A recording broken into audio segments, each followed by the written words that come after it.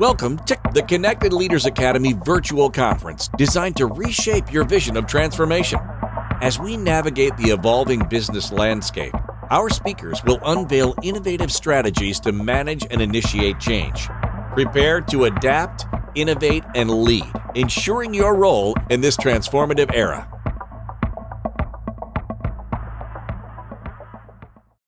Well. Thank you for joining today's summit. And today I'm going to talk about a very, I think, timely topic.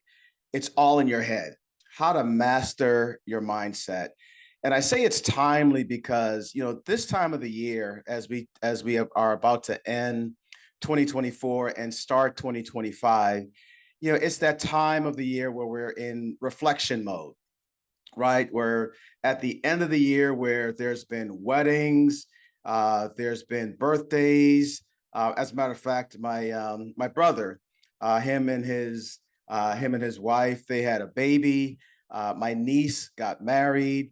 As we get into 2025, there's going to be those New Year's resolutions, and when you go to the gym's going to be filled with people for at least maybe a couple of weeks because everyone has those fitness goals and things like that. So it's that time of the year where people are working kind of on their mindset to try to have the best year ever, right? So I think when we're talking about how to master your mindset, this is kind of that perfect time of the year. But as I thought about it more and more, I thought, we sort of have to address, what I'm calling the elephant in the room. The elephant in the room is that, there's a lot of anxiety out there. I mean, we had one of the probably the most impactful elections, at least in my time. And a lot of people are worried. No matter which side of the aisle you're on, there is a lot of anxiety. There's a lot of unknown. And it's real, right? And there's a lot that is outside of our control, right? And so when things are outside of your control, you start to get a little bit uneasy. And beyond that, over the years, people have had to deal with things. I mean, there have been downsizing. Companies have let people go, and that wasn't in their control.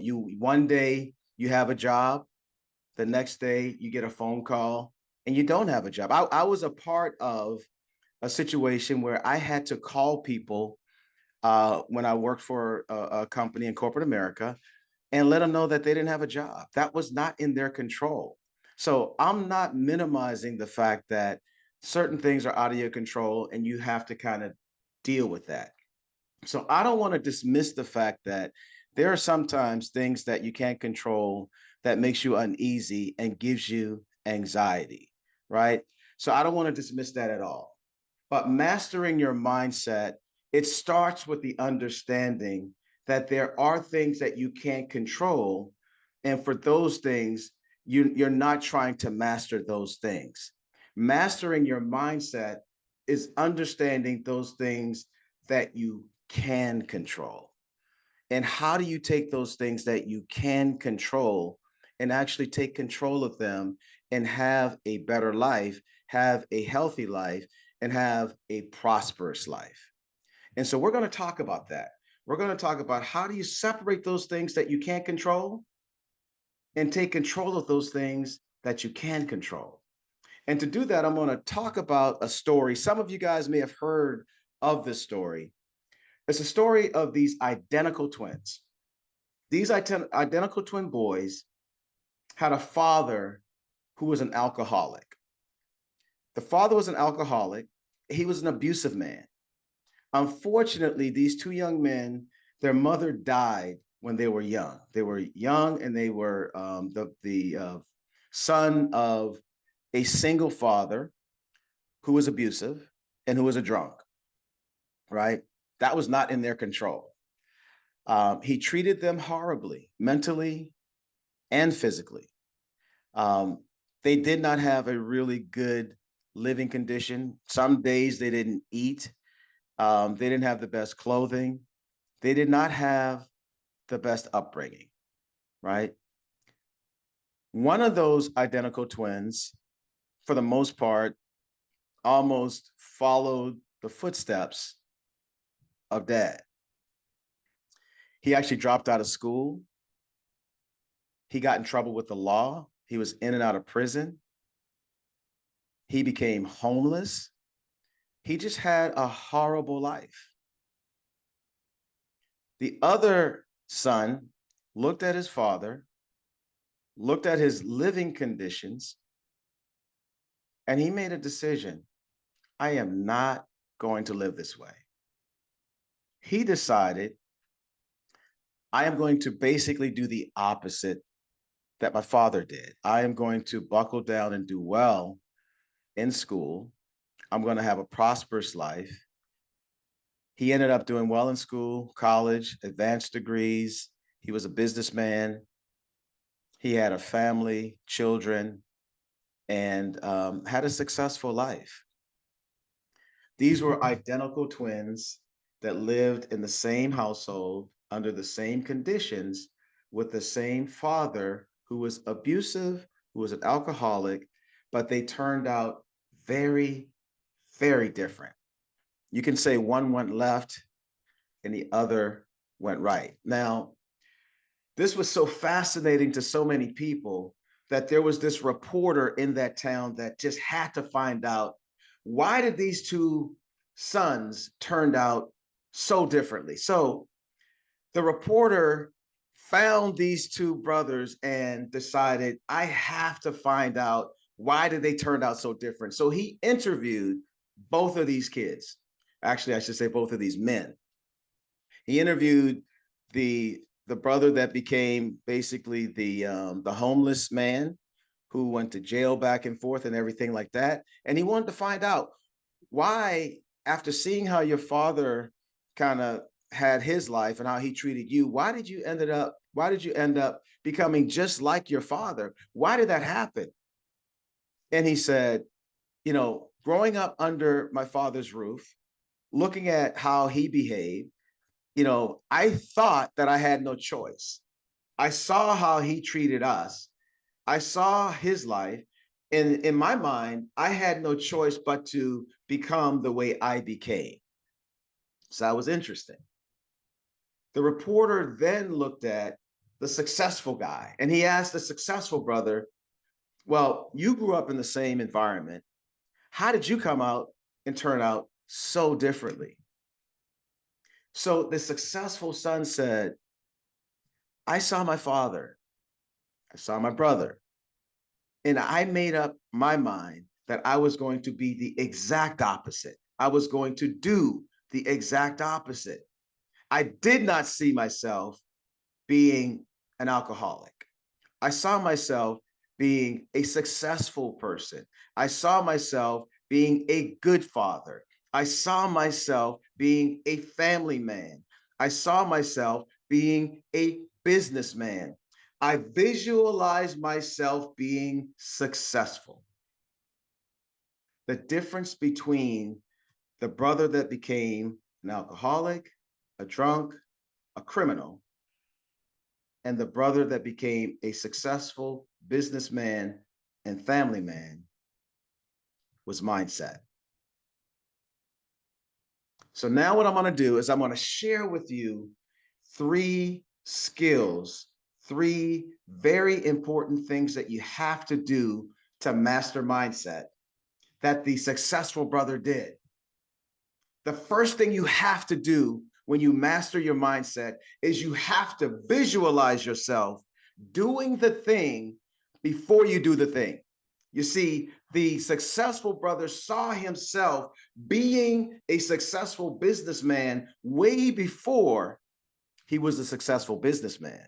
He was still a kid when he saw his father not being a successful person, but he visualized himself not being like his father, but being a successful businessman. He was still a kid when he saw himself not being a bad father, family man, when he visualized himself being a good father, family man. You see, you have to visualize yourself doing the thing before you do the thing. That's important because you have to see the destination before you can map out, or in order to map out the journey, which is the second thing. You have to visualize yourself doing the thing. That gives you the ability to determine the destination. You have to determine the destination in order to build the journey, right? You have to build the map, which is the second thing. The successful son built the map. The map was, I have to do good in school. I have to do good in school so I can get to college. I have to do good in college so I can get the job. I get the job so then I can have a family, be successful, and prosper. He built the map. It's almost like, when you're in the mall and you have that "you are here" sign, you want to get to the food court. The food court is the destination. You know where you are, and you can build your map to get to the food court. That's the concept, right? So, thing number one is you have to visualize yourself doing the thing before you do the thing. Thing number two is now you can build your map. And thing number three, I'm sorry, is now you're ready to take the journey. The successful son then took the journey, right? He did well in school so he could get to college. Then he did well in college so he can get the job. And then he was successful in his job. He got the family, he got the children, and he was successful. Right? So those are the three things that you have to do in order to master your mindset. All right, so now I have a treat for you.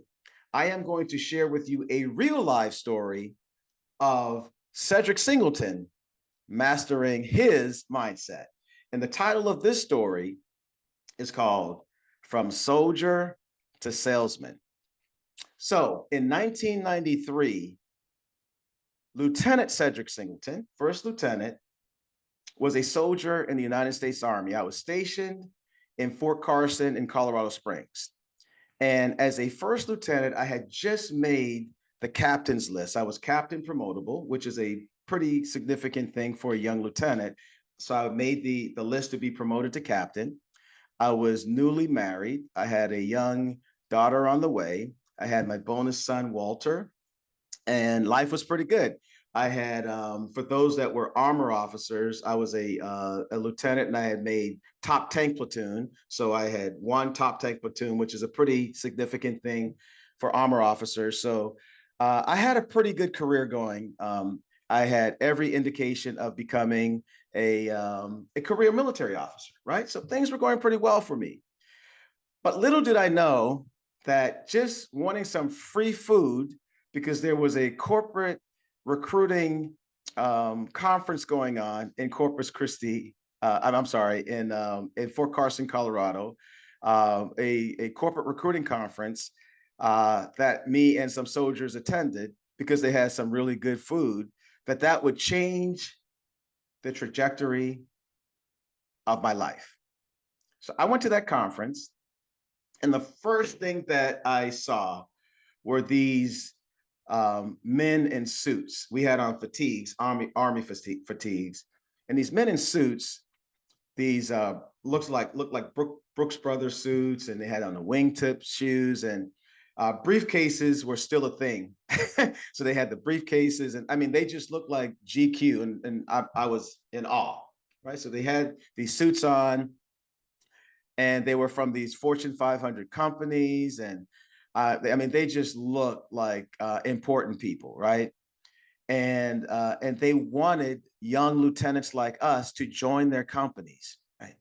But here's the thing: all of them used to be lieutenants like us, and they had these big titles. They were regional managers, they had sales teams, and they years prior were sitting in seats like us. So I was just in awe, right? And as they started talking about the transferable skills that we had that they wanted: team building, leadership, attention to detail, how to accomplish objectives, and all the different things that we did that they needed for their companies. I mean, I ate it all up, right? So we fast forward, and they gave us the opportunity after that meeting to have conversations with them, sort of one-on-one, and find out a little bit more about their journey. So I did that as well. I was all in. I wanted to be in corporate America, but that was first step number one.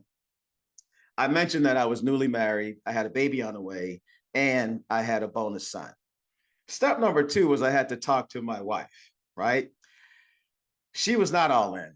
Right? So I talked to my wife, and I tell her, this career that I have in the military, I now want to do a sharp pivot and join this thing called sales in corporate America, and just change the trajectory of our life. She thought I was crazy. So that's thing number one. um, but she could tell I was excited about it. So what my wife said was, I don't see it, but I believe in you. And if you believe that this is best for you and our family, I will support you. But then she said something that, I'll never forget. I'm going to clean it up for this audience. She said, but this ish better work. um, she didn't have to say that, but she did, and I understood what she meant, um, and I believed it as well because this was a major thing, right? I mean, just to set, I gotta set the stage. I was all in on the military. I was a military guy. And it was, the military, for those who are in the military, you're all in. It's a noble profession. You are protecting the country, right? And everybody who I was around was military, right? So nobody got it. No, when you say sales, they're thinking you spent 4 years in college, right? You have a military career. You made the captain's promotable list. So you're on your way. I should mention that I was going from armor to military intelligence. So I was going to be a military intelligence officer. You're on your way to this career that you wanted, you worked for. And in their minds, you're going to go from that to selling products at Target. That's kind of how everyone saw it. That's why those three elements of mastering your mindsets are important. And I'm going to get back to that in a second. But let me just set the stage for you. What I was selling my wife was that I was going to leave the military, which I was very familiar with and very trained on. I was going to leave a job that I was very familiar with and very trained on to go do something that I had never done in a place that I had never been, Corpus Christi, Texas, doing a profession that I had never done, medical sales. So that was the background. And that's why being solid in mastering your mindset means you have to visualize doing the thing before you do the thing. It was clear to me that after talking to those former military officers who were now regional sales managers, after clearly understanding what that meant, I could visualize myself being a regional sales manager, right? I saw myself making a transition from the military, managing a sales territory as a sales executive. I understood what that meant, right? So I could visualize myself being a regional sales manager. I saw that destination. It's very important to clearly being able to do that thing because now you can see that destination. After seeing that destination, I could map it out. I could map out the journey. I could understand what it means to do the training. And by the way, I worked for Abbott Laboratories. It had impeccable training. So I could understand sales training. I could understand territory mapping. I could understand managing a sales territory. I understood what it took. So I could map out that journey. And that was clear to me what it meant to get there. I understood what that journey looked like, right? And then the third part, remember, You had to visualize doing the thing, you had to build your map, and then you had to take that journey. And I will tell you this, the minute I touched down in my territory, it was like a battery was in my back. Like my wife said, the ish had better work. There was no, it was clear to me the minute I touched down, it was on and popping. I managed my territory like I managed my platoon. I went throughout South Texas like I was managing a tank platoon, right? And just to give you a little bit of how that looked, there was a stack ranking. When I first got in Corpus Christi, Texas, my territory was ranked. There was 126 territories in our company. My territory was ranked 118 out of 126. It was next to almost at the bottom. In 18 months, it went from 118 to number 12. I was not playing. My wife and I made it to President's Club. We took a trip to Hawaii because we were among the top territories. I'm not bragging, I'm just saying. I did become a regional manager, and beyond my territory, my sales career, I would put up against anybody. I was just that dude. Again, not bragging, just saying, right? But I'm going to close with this because I know I'm running up on time. The key is you have to believe in your vision. You have to believe in whatever it is you want to do. There are people on this call right now. You might be an accountant, but you want to write a book. You have to visualize yourself signing your book, right? You have to visualize yourself at a book signing. That's your destination. Once you visualize yourself at that book signing, now you can map out where you are right now so you can map out that journey. And once you map out that journey, then you can start the process of taking that journey. It's very important to determine what's going to make you happy so you can master your mindset, take those 3 steps, and start that journey. I am coming up on time. This has been an absolute pleasure. Make 2025 the year that you master your mindset. This has been great.